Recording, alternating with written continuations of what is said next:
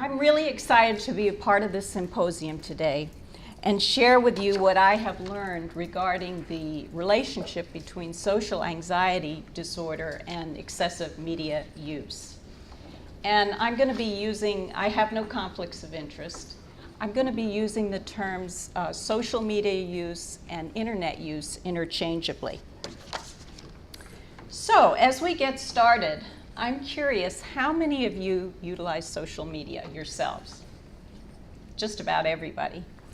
And how many of you are evaluating how your patients, particularly those with social anxiety, are using their social media? Oh, I'm surprised. Very good. Well, I can sit down. Okay. So by the end of my presentation today, I hope that those of you who aren't doing that yet will see why there is value in doing this. And not only that, but how you can integrate the use of social media into your treatment and make it a tool to help your socially anxious patients. So there are a number of hallmark symptoms of social anxiety disorder, but the one we're going to be most concerned about today, as defined by Hirsch and Clark, is the fear that others will observe my anxiety, because that is the one that drives the safety behavior of hiding behind social media, and this is particularly relevant. So, if you're not convinced yet, why should you care about this subject? Well, first of all, as indicated by your hands, social media is pervasive. It's a ubiquitous part of our culture, and it's definitely not going away. And if you think about it, what better camouflage could there be for the socially anxious individual than looking down at their cell phone, composing and recomposing emails, sending texts? I mean, it's perfect. So you can bet that your socially anxious patient has probably figured this out. Not only is social media use not going away, but the growth has been exponential. So you can see just in this 8-year period how much growth there has been. But what I think is more interesting in this slide is the fact that the growth cuts over, across all these different age cohorts. And so if you thought perhaps when we started that this topic was just relevant to your millennial clients or even younger, you would be mistaken. So I included this next slide on Facebook because despite quite a bit of recent publicity about Facebook, it is still the #1 used app, more than Instagram and all these other things. And so that is going to be very significant in my talk in just a few minutes. So let's talk about how the socially anxious individual actually uses social media. Well, in my journey to researching this topic, I actually found 2 distinct patterns. And the first one is going to be revealed in Davis's model of internet addiction, which is overuse. And that is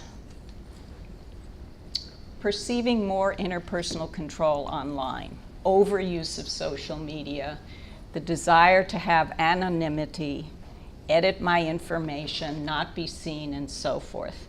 And this was talked about in an interesting study by Lee and Stupinski that coined this term social compensation hypothesis, where these individuals are actually substituting as much as possible online relationships for any offline interaction.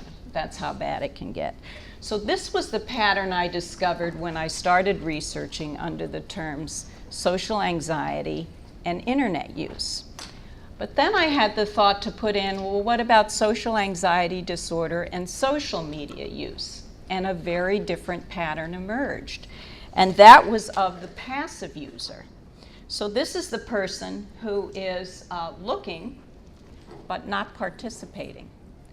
And this is where the Facebook becomes significant, because in the Seabrook meta-analysis that I found, one study coined this term, the Facebook envy, which talks about the individuals looking at other Facebook posts, thinking how much more interesting they are, and how successful people are, and how good they look, and ruminating negatively about that. And to none of our surprise, this increases their depressed symptomatology. So let's see how all of this information might play out in a real-life case. Anna is actually an 18-year-old college freshman in Arizona from another state that I've been working with. And she has quite a severe case of social anxiety, as revealed by this high score on the Leibowitz scale. For those of you who aren't doing a lot of this work yet, the Leibowitz is one of the most widely used scales. There are 3 or 4, maybe 5 measures, but this is one that a lot of us use. What are Anna's safety behaviors? Well, they're actually quite typical of many of the people I see for social anxiety, but she avoids all eye contact, and she avoids face-to-face interaction as much as she possibly can, and basically avoids. Now, the next few slides, I was trying to give you a graphical depiction of Anna's day and the day in the life of a socially anxious individual who is, in fact, hiding behind this social media. And here's what it looks like. So when Anna wakes up in the morning, the first thing she's going to do is look at her social media accounts. And while she's eating breakfast, heading to class, her head is in her mobile phone, and this is what she's doing to avoid any eye contact. And the minutes are starting to add up over here. And then when she goes to class, before class starts, she's not going to interact. She's going to look at her phone between classes. And actually, though, if you think about it, that's not really all that unusual. I mean, how many of you maybe are sitting here right now looking at your phone? Or, as soon as you walk out the door, you're going to check your email, your Facebook maybe, your calls. But with Anna, it's very extreme. And so it's going to continue on into the evening, this pattern, where she's going to eat dinner in her dorm room rather than chance any interaction, and all the way up until bedtime, where the last thing she'll do is check her social media. And you can see the total hours adding up. Again, 7 hours actually, according to a Nielsen study for 2018, is average, about average for the American adult on social media. They found 11 hours total media use, so that's including TV and YouTube and whatever source, and maybe a minimum of 4 hours just on smart tablets, phones, computer, and so forth. So this is not average. But here is the thing about Anna. For every 540 hours that she spends on social media, which is roughly 2 months of time, she will only post once, one time. So, how does somebody who spends that much time looking at social media without participating, what are they going to think? Well, Anna thinks, if I comment on social media, nobody will like it, and I'll look stupid. Well, that's a textbook cognition for somebody with social anxiety disorder. And how is Anna going to feel? She's lonely, she's isolated, and she's pretty hopeless. And what is Anna going to do? She's going to get into that vicious cycle. Avoid eye contact, keep looking at her phone, and isolate herself.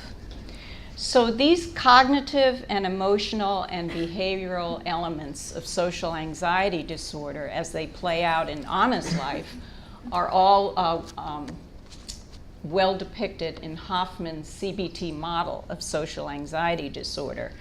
I use this as I get started in treatment with every patient, and we put into these boxes a situation of their own so they can personalize how this plays out in their lives.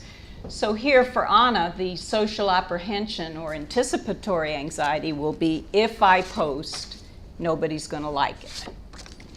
And then an example of her negative self-perception would be, I'll look like an idiot. And we would put in the box for avoidance and safety, don't participate. Just look and don't get in the game. And the post-event rumination for this particular example might be something like, I put the post up, I didn't get any likes, should I take it down, should I leave it up, what am I going to do, what will people think of me? So it's a very useful model to have as you start treatment. So let's talk about implications for assessment. What should you be looking for with your clients? Well, you do want to, those of you who aren't yet, ascertain how your patients with social anxiety are using their social media accounts. Because in the Seabrook meta-analysis, which was just a treasure of information on this topic, 69 of 70 articles found that the frequent use, the overuser now I'm talking about, of social media did not mitigate anxious or depressive symptoms.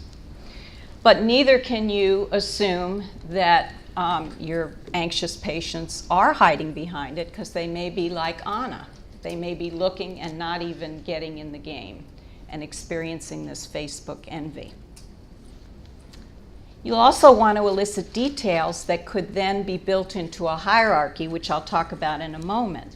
So what is the frequency of their social media? How about their self-disclosure? Are they self-disclosing? Is it to just a trusted few? Is it their whole network? Are they substituting these online relationships, so-called relationships, for any offline contact?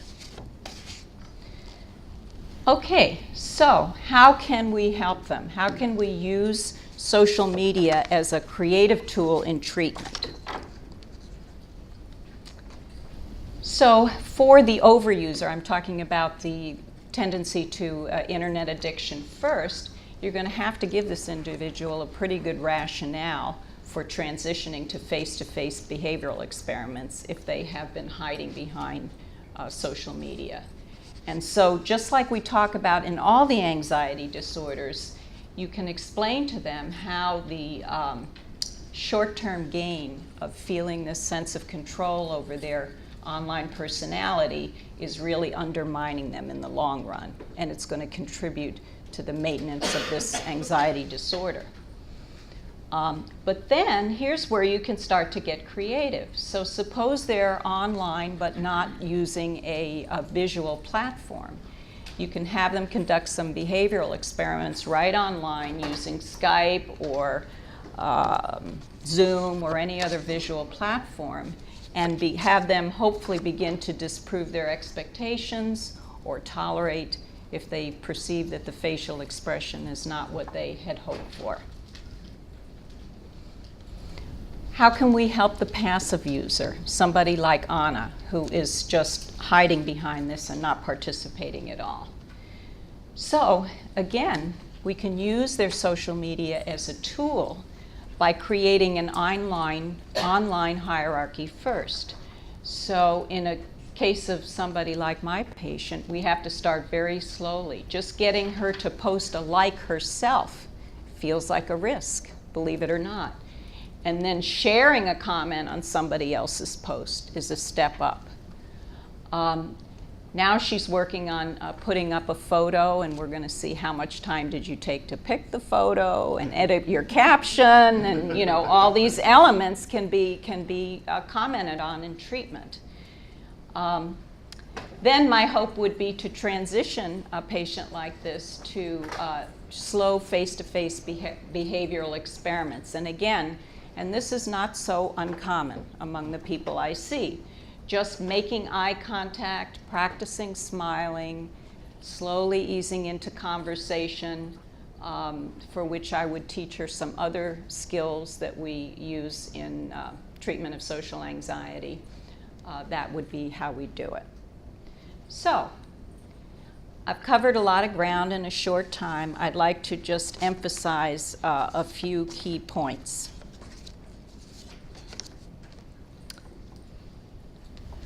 And that is that social media is just a huge part of the culture, and we have to reconcile it with it or deal with it.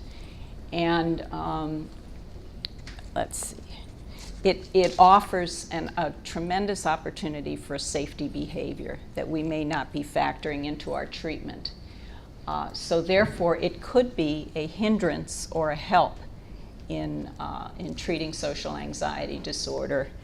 And so I hope the take-home message is that you will evaluate it and use social media creatively to help these individuals. Thank you.